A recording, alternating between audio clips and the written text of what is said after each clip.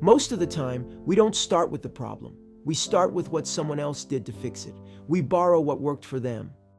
We follow a framework. We inherit a solution, not always knowing where it came from or whether it still applies. We don't question the structure. We just operate inside it because it's faster, safer, familiar, and let's be honest, it is easier. But the people who create real change, they don't start with best practices.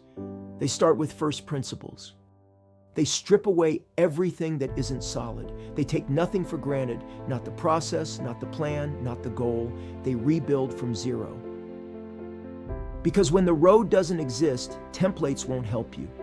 You can't copy your way to a breakthrough. First principles thinking is about asking, what is this really made of? What matters? And what's just noise we've all agreed to pretend is necessary? It's what an engineer does when the design keeps failing. It's what a founder does when the market says no. It's what a leader does when the same problem keeps coming back, repackaged, but never resolved. They pause, not to delay, but to go deeper. They ask questions others don't. They stop chasing speed and start chasing truth. And truth has gravity. It changes how you design, how you decide, how you lead. Because if you don't know what something is really made of, you'll spend your whole career rearranging symptoms. You'll hire, fire, restructure, but the culture stays stuck. You'll redesign the deck. But the story stays shallow. You'll tweak the strategy, but still solve for the wrong thing. First principles thinking lets you start beneath the surface. It gives you language to challenge what's inherited. It gives you permission to let go of what no longer serves. And it gives you clarity, not just to do things better, but to do better things. Sometimes that clarity looks like a whiteboard, wiped clean. Sometimes it looks like a single line on a napkin that simplifies everything.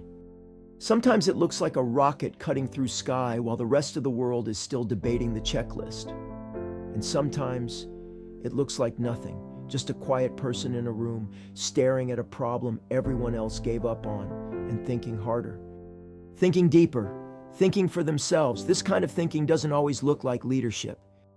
It doesn't always feel efficient. It doesn't guarantee applause. But it does one thing better than any process ever could. It gets you to the root. It makes your decisions sharper, your strategies smarter, and your results more sustainable. So the next time you're stuck, ask yourself, am I solving the real problem or just the most visible one? That's how things change. That's how systems evolve. And that's how leaders are made.